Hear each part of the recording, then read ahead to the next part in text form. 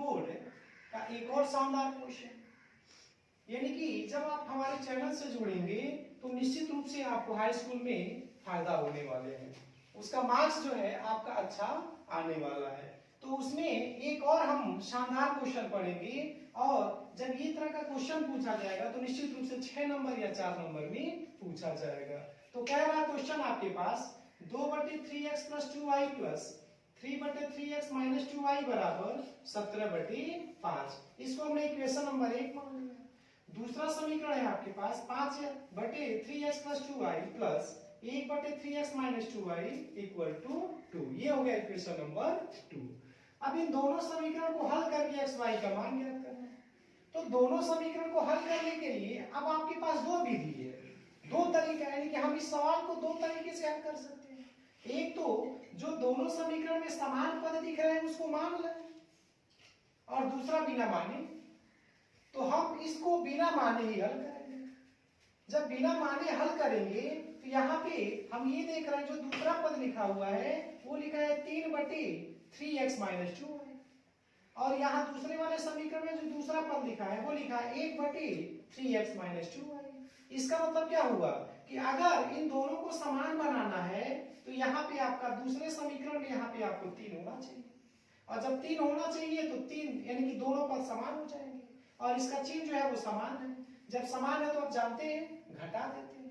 तो हम यहाँ पे ये करेंगे कि दूसरे वाले समीकरण में 3 से गुणा करेंगे और फिर 1 में से 2 को घटा देंगे।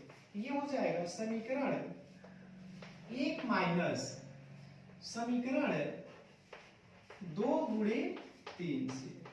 यानी हमने क्या किया, समीकरण 1 में से समीकरण 2 में 3 से पहले गुणा किया और फिर उसको घटा दिया। अब देखिए क्या हो रहा है।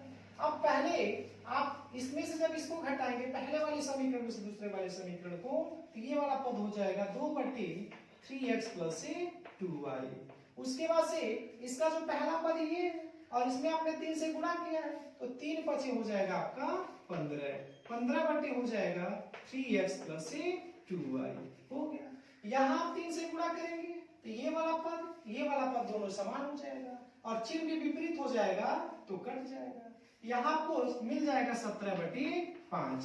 अब यहाँ मिला आपको क्या, 3 से गुणा करने के बाद 3 दूनी 6, और घटा रहे हैं तो माइनस हो जाएगा 6। अब क्या करें, इन दोनों का हर समान है, बटे के नीचे कर लें।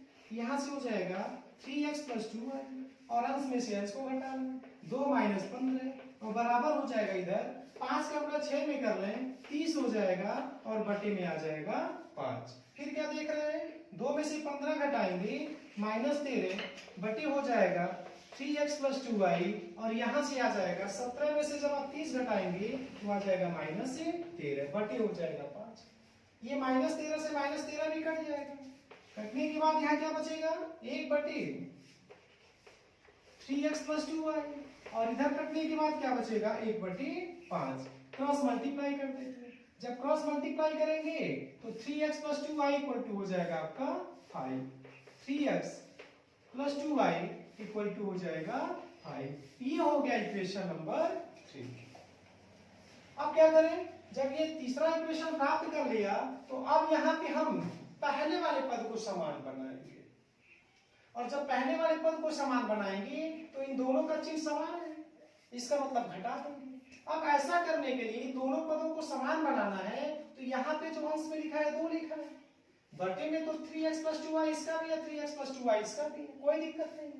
यहाँ पे बटे अंश में आपका 5 लिखा हुआ है। इसका मतलब ये हुआ कि अगर इसको हम पहले वाले समीकरण को 2 से गुणा कर दें तो 10 बन जाएगा, और दूसरे वाले समीकरण को 2 से गुणा कर दें तो 10 बन जाएगा, दोनों 10 10 बन जाएंगे। तो इसका मतलब है हम पहले वाले समीकरण में 5 से गुणा करेंगे, दूसरे वाले समीकरण में 2 से गुणा करेंगे, और फिर 1 में से 2 को घटा देंगे। तो यहाँ हो जाएगा समीकरण 1 × 5 माइनस समीकरण 2 × 2 से, यानी 1 में 5 से गुणा करेंगे और 2 में 2 से गुणा कर देंगे, और फिर दोनों को क्या करेंगे घटा देंगे। तो जब यहाँ 5 से गुणा करेंगे तो 5 दूनी 10, बटे हो जाएगा 3x + 2y। यहाँ 2 से गुणा करेंगे 2 × 5 = 10, बटे 3x + 2y, और जब घटा रहे हैं दूसरे वाले समीकरण को ये माइनस हो जाएगा और ये प्लस है तो दोनों क्या हो जाएंगे कैंसिल। यहाँ आपने कितने से गुणा किया है 5 से, तो 5 दिया हो जाएगा आपका 15 बटे हो जाएगा आपका 3x माइनस से 2y। अब जब इसमें आपने 2 से गुणा किया है तो 2 बटे हो जाएगा आपका, अब चूंकि जब घटा रहे तो ये प्लस माइनस में हो जाएगा, माइनस 2 बटे हो जाएगा 3x माइनस से 2y। अब इधर देख लेते हैं, जब इधर आपने 5 से गुणा किया है तो 17 बटे 5 में 5 से गुणा करेंगे तो 5 से 5 कट जाएगा, यानी आ जाएगा आपका 17। इस वाले में आपने 2 से गुणा किया है तो हो जाएगा 2 दूनी 4 और फिर घटा रहे हैं तो हो जाएगा 17 माइनस से 4। अब क्या करें, दोनों का हल समान है, एक बटे के नीचे कर लो 3x माइनस 2y और 15 में से 2 को घटा लें। इधर जब 17 में से 4 घटाएंगे तो आ जाएगा आपका 13, फिर 15 में से 2 घटाएंगे 13 बटे हो जाएगा 3x minus 2y equal to हो जाएगा 13। फिर ये 13 से 13 कट जाएगा, जब 13 से 13 कट जाएगा बचेगा आपका 1 बटे 3x माइनस 2y और इधर आ जाएगा आपका 1। फिर यहाँ त्रिया गुणा कर लेते हैं, तो जब त्रिया गुणा करेंगे इसके बटे में 1 लिख सकते हैं। 3x माइनस 2y का गुणा 1 में करेंगे तो 3x माइनस 2y होगा और 1 का गुणा 1 में करेंगे तो 1 होगा। ये हो गया इक्वेशन नंबर 4। अब आपको 3 और 4 को हल करना है।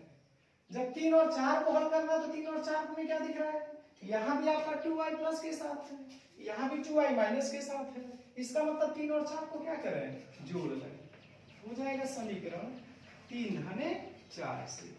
जब हम 3 में 4 को जोड़ेंगे तो ये plus 2y minus 2y cancel हो जाएगा, यहाँ से आपका 3x और 3x 6x हो जाएगा।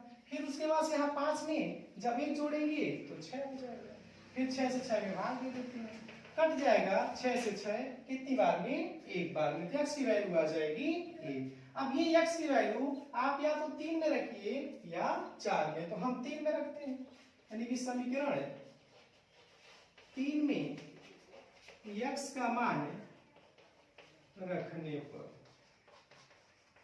रख देते हैं, ये हो जाएगा आपका 3 इंटू x 1 है आपका प्लस 2 इंटू y और बराबर हो जाएगा 5, तो 3 एक कम 3 धन 2y इक्वल टू हो जाएगा 5। अब इस 3 को सब्ट्रैक्ट कर देते हैं उधर ले जाकर, तो 5 माइनस 3, 5 में 3 घटाएंगे 2, यानी कि 2y इक्वल टू 2, 2 से 2 में भाग देंगे तो y इक्वल टू आ जाएगा 1। इस तरीके से इस समीकरण का जो हल होगा वो होगा x बराबर 1 और y बराबर